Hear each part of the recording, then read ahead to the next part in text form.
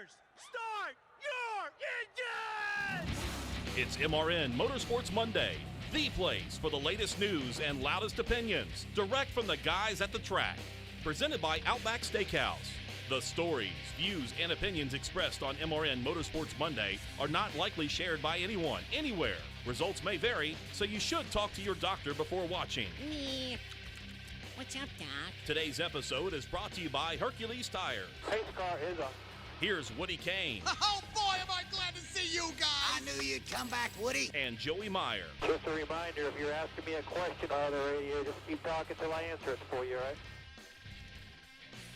Welcome to a 4th of July week edition of MRN Motorsports Monday, following the races at Daytona International Speedway Friday. No, 2 on Saturday at Daytona this week. I'm Woody, he's Joey. Back again to break it down and look ahead as we get set for Kentucky. Thursday, Friday, Saturday racing at the Kentucky Speedway. And it's bad news. It's very bad news. Why? Because you have to buy the bloomin' onion. Yeah, Kevin Harvick, no top 10. Outback Steakhouse, our top sponsor here. Get the kids menu, though. Take your kids by for lunch. It's the health, low-calorie intake menu. It's the Joey menu. The but Joey it's for menu. kids. Exactly. Check it out. Great lunch specials as well, but no free bloomin' onion this week. Buy a bloomin' onion. Kevin Harvick had a tire problem. Which caused Dale Jr. hurt you to have as a well. problem. It hurt had Dale us. Jr. Yeah, it was dominoes. Once one fell, right. they all started going down. That's it. But other than that, really nothing happened. Yeah, it was it was a rough race. It really was. Yeah, almost tried to break the record number of cautions set back 5-6 years ago in 2011. I think we reached 13 or 14 cautions, and every one of them were, you know, it really wasn't sloppy driving, and there's a difference. We've seen that in the past. It was just real aggressive guys driving. We saw aggressive moves at the end of the first stage, aggressive moves at the end of the second stage, and as you start getting up to the end of the race, you understand the importance. I have to get to the front, and whether you're being pushed or pushing, whether you're the pushy or the pusher, it's time to go. And sometimes when that third car is pushing the second car and that second car is trying to push the first car, the second car pays the penalty. It's an accordion, yeah. He gets squirted out of the system, and we see wrecks, as we saw numerous times throughout the evening. The safety devices. Is that what Brad said? I got squirted out of the system? No, we just got wrecked. You know, when the 4 car cut a tire down, we spun out and thought we were doing really good and had minimal contact, but we ended up having a suspension piece just broke enough that we couldn't continue on without breaking several tires. But even Friday night, we saw a bunch of wrecks. Well, wait a minute. Not quite. Well, yeah. You saw like 11 laps on Friday. Friday's race, which continued. You were at a knockoff band concert. What are you talking about? I saw your tweet. So it was the 24-hour race of the Xfinity Series in Daytona. Yeah. That Blake Cook led 15 hours. He was dominating.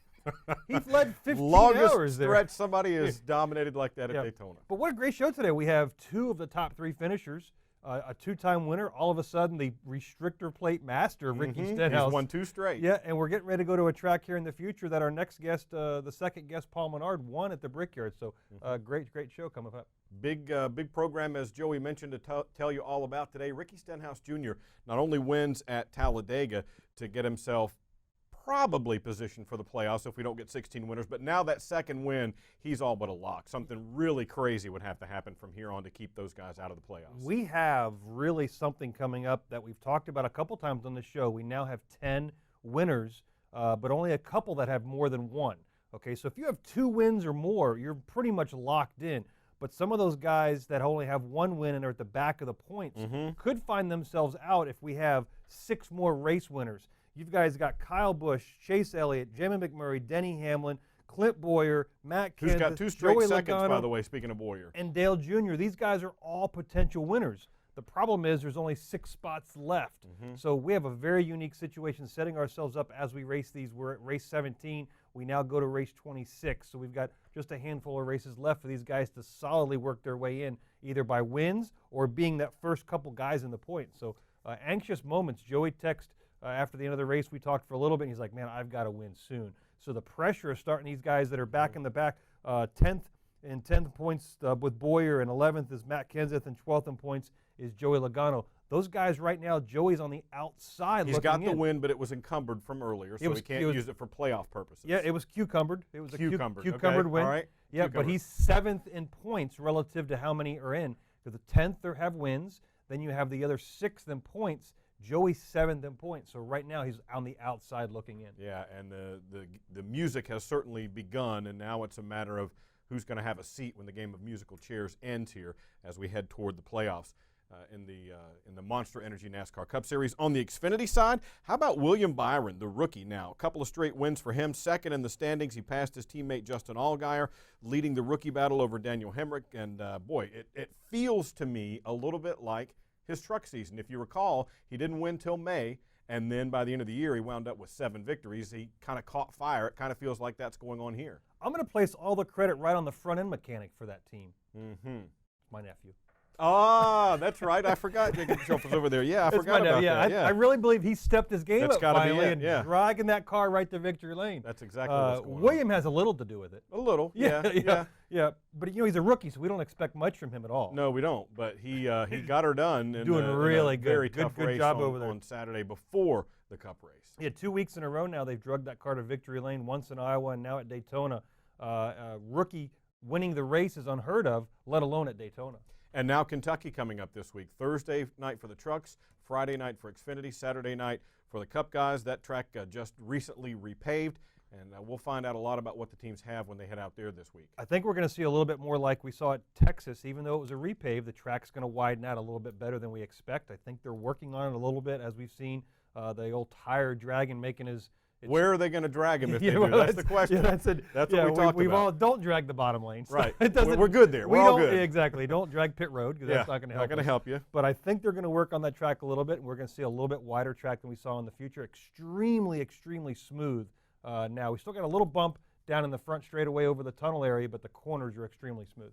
Want to tell you folks that if you're watching on a Monday with us, you can catch NASCAR live Tuesday night. We're not going anywhere there, 7 to 8 on your MRN affiliates. Check MRN.com to find an affiliate in your area. On Thursday, as we mentioned, we'll have the Buckle Up Your Truck 225 in the Camping World Truck Series from Kentucky. That starts at 7 Eastern time, so join us for that as well if you're checking us out during the week as we head to Kentucky Speedway. And don't forget to visit Outback Steakhouse along the way. We got a real big program coming up for you folks. Ricky Stenhouse Jr., the winner at Daytona on Saturday night, will be along. He also won at Talladega, won the last 2 restrictor plate races solidly in the playoffs now. And Paul Menard, a podium finish for that team and a resurgent year for Richard Childress Racing. We'll do all that and look ahead more at Kentucky as we continue on Motorsports Monday, presented by Outback Steakhouse. I'm not blooming good, I'm blooming great. Put a shrimp on the barbie and sizzle my steak. Woo, I want that onion to bloom, and it get in my senses like a sonic boom. No rules, just right. So bold, so nice, and I'm so ready for that Outback steak tonight. Outback Steakhouse, that's what it's all about. Outback Steakhouse, blooming great. I'm Steve Letarte, STP auto expert and former crew chief. I know what it takes to keep engines performing at their best. STP's latest breakthrough additive, STP Ultra 5-in-1 plus Fuel System Cleaner plus Fuel Stabilizer, delivers 3 times the amount of cleaning agents versus premium gasoline and helps keep fuel fresh during storage. For over 60 years, STP has been on the cutting edge developing products to help engines run better, longer. One bottle contains 3 times by weight the amount of cleaning agents compared to 20 gallons of the leading premium gasoline. Citywide to countryside, whatever you drive, wherever you go. Hercules Tires has the value, selection, and industry-leading warranty to get you there, no matter where the road takes you. To learn more, visit HerculesTire.com. Hercules Tires, ride on our strength. McDowell trying to organize a run in the outside lane, and he's got one going, but here comes Paul Menard around the outside. Stenhouse puts the block on him. Stenhouse blocking every advance. Menard doing the same. Boyer is up to third. McDowell and Newman side by side for fourth. Paul Menard gets a good run into turn number 3, but is it enough? Closing to within 1 car length of Ricky Stenhouse Jr., who leads off turn 4. Ricky Stenhouse Jr. sees the checkered flag, and Stenhouse is going back to victory lane. Ricky Stenhouse Jr. wins back-to-back restrictor plate races, the 5th third Ford goes to victory lane at Daytona on Saturday night in the Coke Zero 400. And Ricky joins us on the guest line now. Ricky, congratulations, man. 2 restrictor plate wins back-to-back. I talked with your crew chief, Brian Patty, about it a little bit at Sonoma going in, and he kind of predicted a rough race. It turned out to be that. How did you survive this thing, first of all? Right place at the right time. I feel like, you know, and having a good spotter. You know, Mike Herman Jr. has been doing this a long time, and we work really well together. So, man, when we're even when we're just kind of cruising in the pack, he's always trying to look forward for me. It's hard for us to see sitting in the car. So he was giving me some good heads-up plays, and then, you know, some of the times it was just right place at the right time, missing it by a couple inches here and there. So, that definitely played a factor into, you know, getting down to the end of that race, and just glad that we were able to miss them all. You know, Ricky, congratulations once again. Two restrictor plate races in a row. We only race 4 of these a year, so you got half of them down, and we've run 3 of them, so you got 1 more to go, and it's a unique situation with you and your spotter, Mike Herman. It's a different event when we go into a restrictor plate race. How much preparation and video work do you and Mike do together to prepare for a restrictor plate race? We don't do a ton together. Mike does a lot on his own. You know, just really looking at, you know, what lines are moving. You know, when we feel like we need to be in the top lane and bottom lane, and looking at years past. For me, you know, I just rewatched the prior race, you know, before the event. So we don't do it together, but you know, we both do our homework. And you know, the interesting thing for me was this time around at Daytona, you know, normally Mike and I, we always feel better in the top lane. We always feel like our car just runs better there. For whatever reason, you know, I thought at Daytona mine really ran up the inside really strong. And that was something that I learned about, you know, halfway through that race, that, you know, I think I want to be on the bottom if I got to choose. And so that was something different that we had to learn on the fly that, you know, we really hadn't been used to. Yeah, ironically enough, Brad said his car was very good on the bottom. Roush Yates provided plenty of power. The unique situation that it's funny to watch the end of the race, and I wanted to ask you how you prepared for it, because now coming down to those last 2 laps, it looks like you're swerving around back and forth, but to the trained eye, you're driving the steering wheel, and Mike Herman talking, there's a lot of ballet going on trying to block that movement on the lane. Is that correct? There is a ton. And you know what? I learned a lot, you know, watching, you know, you and Brad run those Speedway races. Y'all are really good out front, really good at getting to the front. And, you know, and then I think Mike and I together gained a lot of confidence at Talladega, starting on the pole, leading the first 12 laps, learning how to block lanes. And to be honest with you, blocking lanes at Talladega is a lot harder than Daytona because it's so much wider. So I felt more confident, you know, being able to do that at Daytona this go-around. And like you said, it's a ballet. I mean, it's, you know, I was leading there, and it's crazy that, you know, you don't really see yourself go across the start-finish line because, man, you got your eyes glued in your mirror, and the spotter's got the mic keyed up the whole time. It's just kind of crazy how it all works. And I rewatched the race yesterday, and you know, I think if, you know, fans want to really see, you know, what we do as a driver, man, they had an awesome in-car shot of Daniel Suarez just looking in his mirror, looking in the left side mirror, looking in the top mirror, and, you know, when he was leading there. And it's crazy how quick our eyes go up and down looking all around. Absolutely. Ricky, when we had you on after the victory at Talladega, you said, yeah, we got the win, but we've still got some work to do. We don't want to just get there. We want to be able to make some noise when we get to the playoffs. Well, now you've got 2 victories and all but a lock. I mean, something really wacky would have to happen from here out to keep you guys from making it, I think, and it might not even be possible to keep you out from your perspective. But where are you now since we talked a couple of weeks ago after that Talladega victory? What about the other tracks, the short tracks, the intermediate tracks as we're careening now toward the playoffs? Well, our mindset is still the same. You know, we still feel like we have a lot of work to do on our mile-and-a-half program. And I say a lot. I mean, we can finish, you know, we finished 8th at Michigan, 11th at Pocono, some of the faster tracks, downforce tracks that we go to. But we want to run a little more consistent throughout the whole race. And, we're going to do that with building speed in the cars. And so we're continuing to look, and strive to get that better. We felt really good on the short tracks, but, that's still something that I feel like you can't overlook. You got to keep working on those. So for us, it's, continued progress. We were, mindful, I would say, of, the point standings. If there was going to be 17, 18 winners, it comes down to points. And so we were mindful of that and, trying to gain as many points as we can to make sure we stay ahead of the cars that we need to. And, this win definitely, I would say, makes us feel a lot better about the lock into the chase. Well, after a disappointing finish at Sonoma through no action of your own, involved in somebody else's incident, we go to Daytona, you race, but now we have to go to Kentucky, and you talked about trying to make those mile-and-a-half programs better. What specifically are we going to look to do better at Kentucky? Well, for me, Kentucky's been a great track in the past until really the repave. Last year I wasn't super happy with our car. Good news is the 16 and 6 were really good last year. I think they both were in the top 10. I think Greg may have had a top 5 there. So Brian Patty Macrucci feels really comfortable and confident going into Kentucky with what we had. As far as setup-wise, I think our cars are better than what we had last year.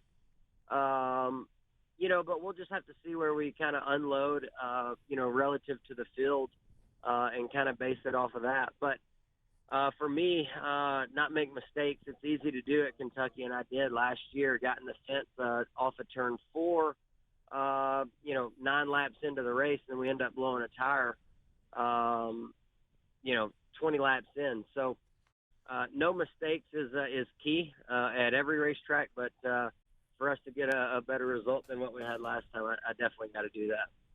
Fantastic. We'll look forward to it. Thursday, Friday, Saturday night racing at Kentucky Speedway this week.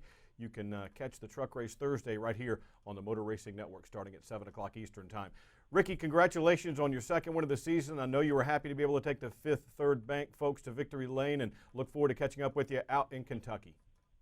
Thank y'all. Yeah, it was it's an amazing night winning at Daytona.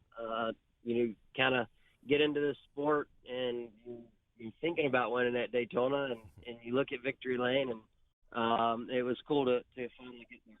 Fantastic. Thanks, man. Appreciate Congrats. your time. Congratulations. You got it. There you go. Ricky Stenhouse Jr. I think if anybody would have said before the season started, Ricky, you can have 2 wins this year, he'd have said, okay. And then pick them where you want them. And yeah. I think they're 2 great tracks with Talladega. Not only winning Talladega, starting at the pole, but going to Daytona at a top 6 qualifier, and then able to bring that car to the victory lane again for Brian Patty and those guys is a fantastic effort. All right, we've got a lot more on Motorsports Monday coming up. On the other side, Paul Menard will join us after a podium finish at Daytona. Whatever you drive, wherever you go, Hercules Tires will get you there. Whether you're running on dirt or running a job, our dependable, high-quality tires are the perfect fit for your needs. For unmatched value, selection, and warranty with industry-leading road hazard protection, there's only one choice: Hercules Tires. To learn more, visit HerculesTire.com or call 800-677-9535. Hercules Tires, right on our strength. I'm not blooming good, I'm blooming great. Put a shrimp on the barbie and sizzle my steak. Woo, I want that onion to bloom, and it get in my senses like a sonic boom. No rules, just right. So bold, so nice, and I'm so ready for that Outback steak tonight. Outback Steakhouse, that's what it's all about. Outback Steakhouse. Where will you be when NASCAR comes to Chicago's fastest loop? 4 days of racing, tailgating, camping, and music come to Chicagoland Speedway September 14th through the 17th. Tickets for Sunday Chicagoland 400 are available now. Camping spots are available and selling fast. All kids tickets $25 off adult price and free on certain race days. Get your tickets and campsite now at ChicagolandSpeedway.com. Chicagoland Speedway, the Monster Energy NASCAR Cup Series playoffs start here. I'm Brad Keselowski, and you're listening to MRN Motorsports Monday with Joey Meyer and Woody Kane. Joey Meyer, the only person I know that talks more than Woody Kane. There you go. He just couldn't resist getting a little dig. No, in always there, complimentary of my skills. Yeah, we'll have to get him about that. Joining us on the guest line now, another guy who had a great run at Daytona, Paul Menard, a podium finish there after a top 5 in the Daytona 500. He joins us on the guest line now, the number 27 Chevrolets from Richard Childress Racing. Paul, congratulations on a strong run. We just talked to Ricky Stenhouse Jr. a minute ago, and it seemed like the main event on Saturday night was survival. How did you do it? Yeah. Thank you guys. Yeah, we dodged a lot of spinning cars for sure all night long, and had a solid car with decent speed that drove really well, and so we could kind of position ourselves where we needed to be. I thought we had a shot at the end, man. Boyer gave me a hell of a push coming to the white. Then I kind of stalled out. I got ahead of him a little too far, then stalled out, and then we just started battling for seconds. So never could get a run on Ricky, but a good night for our Moen Menard's Chevrolet. Paul, when the evening gets started, again, congratulations on that top 3 finish. When the evening gets started, the drivers have to make a decision, and some guys choose to ride in the back, but we see less and less and less of that now at the stage racing. What decisions do you guys make as the race begins? Yeah, I've never had any luck riding. Obviously, you have to be smart about kind of where you're at and everything, but there's been some races where I've ridden around in the back, and when it's time to go, there's nowhere to go. It's track position, and the lines get, you get 3 wide and you just can't go anywhere. So I've always had the mentality that I'm going to race throughout the race and try to stay up front. Obviously, there's times where, if you're running 25th or 20th or something coming to the white flag for the end of a stage, I'd back out. If there's no place to go, you finish in 17th on a stage doesn't really matter for points. So I back out in situations like that and see if they all wreck or wound up nobody wrecked on the end of a stage, which is surprising. But we it's all tried. about being there at the end. We tried, Paul. It wasn't that we weren't trying not to wreck. We really tried. Well, it was wild enough where I was going into turn 3, and I was about the 10th row back probably, and there's all 3 wide, no place to go. I'm like, oh, you boys can have this one. So I just rolled out. Yeah, that's what you got to do. Paul, they took a little bit of a grippier tire Goodyear did back to Daytona this time. What kind of an impact did that have specifically? And generally speaking, what kind of a challenge is it to where Goodyear has to constantly chase the changing downforce and tracks you guys battle on every week? Yeah, the tire was definitely grippier. I thought that it was slippery. Don't get me wrong, Saturday night, and obviously we saw that with a lot of race cars crashing, but that allowed us also, I think, to run 3 wide a lot more than what we saw at Daytona 500 in February. The 500, if I remember right, was a lot of 2 wide, and we didn't get 3 wide very often. Where we were 3 wide, it seemed like all night long Saturday, which caused the wrecks, obviously, but. The tire I felt was a little bit grippier than anticipated from my standpoint. The car drove relatively good for being as hot as it was, and you could still do right sides and left sides and gain a little bit of track position, still maintain your place. So I thought it was a pretty solid tire. Ricky talked on his little time we had with him about his spotter relationship with Mike Herman. You and Stevie Reeves have been together for a number of years, dating way back to before DEI days. It's an interesting aspect at a restrictor plate race to where you look behind you as much as you do in front. How is that relationship with Stevie at a restrictor plate race, and what is his importance? Yeah, I mean, Stevie and I have worked together, as you know, Joey, since I want to say 2004, 2005, and we've been off and on a couple times, but he's definitely been the spotter that I've talked to the most, and I've heard from the most on the radio. So obviously know each other really well. It makes my job just easier. Just you're looking forward a little bit more than you are looking in the mirror if you have a guy that you can trust, and I trust Stevie. And like that last lap, coming to the white, that last restart, Boyer was locked on my bumper, and I was just looking out front, and Stevie was kind of telling me where Boyer was, which was right on my bumper. But then when I got pushed away, he was kind of giving me some gaps and things like that. So there's obviously a level of trust that you need, and Steve and I have that. All right, well, Ricky watched the race again. If you go back and watch the last race, the last lap, I should say, what's the one thing we could do different to get that Menard's Chevrolet into victory lane? You know, I haven't watched the race. Okay. I did watch the last lap, but I haven't watched the race from start to finish. I never saw the final actual restart. I will watch it this week and try to figure all that out. But you know, I've been playing in my head what could I have done differently, and you know, I could have backed up maybe to Clint coming off turn 2. I had such a run on the 17 that I actually got away from Clint, and I couldn't do anything with that run once I got to the 17. If I could have maintained on Clint's bumper somewhat better, maybe we could have got a run off turn 4. Yep. We got to turn 3, and I knew we were racing for a second at that point because RPMs were down. I didn't have that run. The motor wasn't singing like it was the lap before. So just try to maintain that run a little bit better. Chatting with Paul Menard after a podium finish at Daytona, second top 5 of the year at the World Center of Racing. But now we go to a completely different beast this week, Paul, with Kentucky, the repave there, but it is another Saturday night race for you guys. What can we expect at Kentucky this week? I'm not really sure. You know, the repave last year I thought turned out pretty good for a repave. We actually had a couple of grooves to race in, which is rare for a repave, and it's just going to get better this weekend. Not totally sure what to expect. It's going to be hot again. Definitely can count on the heat, the humidity. The Saturday night race is going to be exciting. I'm heading up to the shop right now. We're going to kind of go over our practice plan and everything, and I'll know more here in a couple hours. Well, it'll certainly be a good visit to the shop. I'm sure you guys feel like you've got a little momentum going now, a podium finish at Daytona and headed back to Kentucky this week. Congratulations on a strong run, Paul, and look forward to catching up with you out in the Bluegrass State. All right, guys. Thank you. There you go. And, you know, to get one top 5 at Daytona is something. You mentioned earlier, Ricky, getting 2 victories at the restrictor plate tracks, but 2 top 5 finishes at Daytona for Menard in that 27 bunch. And don't forget, Matt Borland came over as the crew chief this year with a really broad background. He's been around the NASCAR side for a while and done some stuff on the open wheel side as well. You know, a lot of what goes into restrictor plate racing, at the end of the day, we look back and we talk about how lucky we are.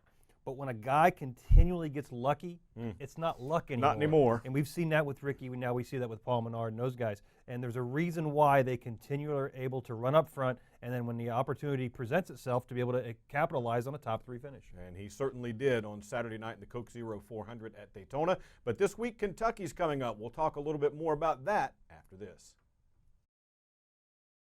I'm not blooming good, I'm blooming great. Put a shrimp on the Barbie and sizzle my steak. Woo, I want that onion to bloom, and it get in my senses like a sonic boom. No rules, just right. So cold, so nice, and I'm so ready for that Outback steak tonight. Outback Steakhouse, that's what it's all about. Outback Steakhouse, blooming great. Hey, Danica Patrick here.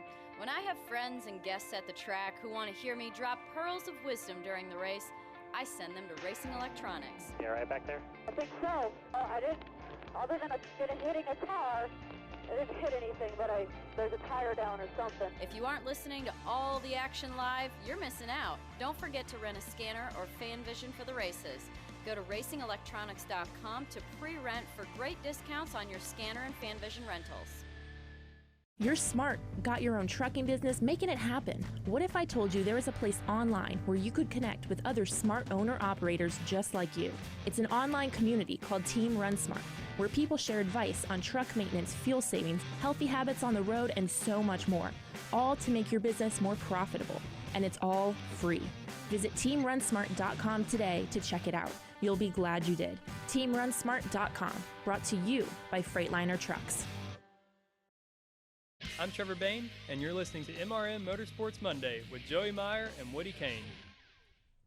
Welcome back to MRN Motorsports Monday, presented by Outback Steakhouse. Go by and check out the lunch specials, the Joey menu, which is for kids, not for Joey Meyer, my co-host here on the program, heading to Kentucky this week and a Thursday night midweek truck race, if you will, the Buckle Your Truck Up 200, right here, 225 actually, on Motor Racing Network, 7 o'clock Thursday evening, and John Hunter Nemechek is riding a wave with 2 straight victories. Well, coming off of Iowa, we saw 5 rookies in the top 10. We have 3 or 4 rookies in the top 10 in points, so a very competitive field. But we go to Kentucky where it's extremely smooth in the corners, but one thing, just like Paul said, the track got wide right away. Very unusual for a repave. So we're going to see that now that the track has had a whole year of the sun beating on it. We expect that track to be very wide and very racy for the trucks. Those guys put on an amazing show because they're not limited to one lane off of speed. They tend to make a big hole. They get very wide, and we look forward to that race on Thursday night.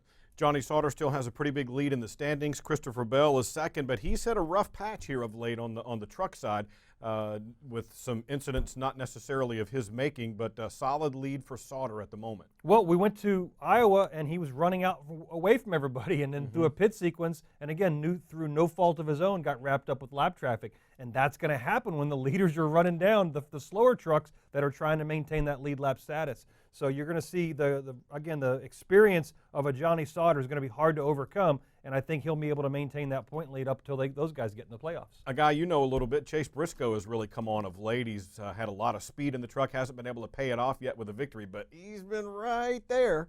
Mature beyond his experience level. The years that he spent racing in another division in the championship over there is really playing off with his rookie status, showing how the raciness of the other series, which was the ARCA series, and those guys were beating and banging, is really paying off in that truck. And speaking of Kentucky, I wanted to ask you about having the impact of having all 3 races there before, or 2 races before we get to the Cup race on Saturday night. How much, if we don't get rain, obviously, to wash it all away, but there should be a good bit of rubber built up by the time the Cup guys hit the track Saturday night. Yeah, we get on the track Friday in the Cup Series, and then we race Saturday night. The trucks will already be there. So that's important, and the reason that's different is normally the trucks don't race until the night the Cup guys get on. So we're going to have a really good level of practice of what the rubber is going to be like on the track for a Friday practice, and that's going to produce better racing on Saturday. All right, it's going to be a lot of fun for sure, folks. Don't forget about NASCAR Live every Tuesday night, 7 o'clock Eastern Time. Check MRN.com for your local affiliate. And also, don't forget, the Camping World Truck Series is back to Buckle Up in Your Truck 225. That's 7 o'clock Eastern Time on a Thursday night. Xfinity Series will be there Friday night. Our friends from PRN will have that one, and the Saturday night Cup race from Kentucky Speedway as well. And man, it's the playoffs are starting to feel right around the corner now, aren't they? Absolutely. We've got, again, 10 race winners, 16 spots. If you're watching this on a Monday, please be careful with the fireworks. Please be careful with the fireworks. Don't hold them in your hand. Don't try to relight a dud. They say that's when the most people get injured. You think it didn't go off, you try to pick it up and go, and then it does. Yeah, don't hold them. Read the directions. Put your eye goggles on, whatever it takes. Adult supervision is key. We'll be right back here next Monday for another edition of MRN Motorsports Monday to break down all the action at Kentucky for you. He's Joey. I'm Woody. Don't forget, tell your friends, watch MRN Motorsports Monday, Facebook, YouTube, MRN.com, all those places it's available for you. Help other people find the show. See ya. MRN Motorsports Monday is presented by Outback Steakhouse. Tune in every Monday for another exciting episode right here on MRN.com. Brought to you by Hercules Tires. MRN Motorsports Monday is also available on demand in MRN.com's Media Center, on our Facebook page, on YouTube, and in iTunes or the Google Play Store. MRN Motorsports Monday is a production of the Motor Racing Network.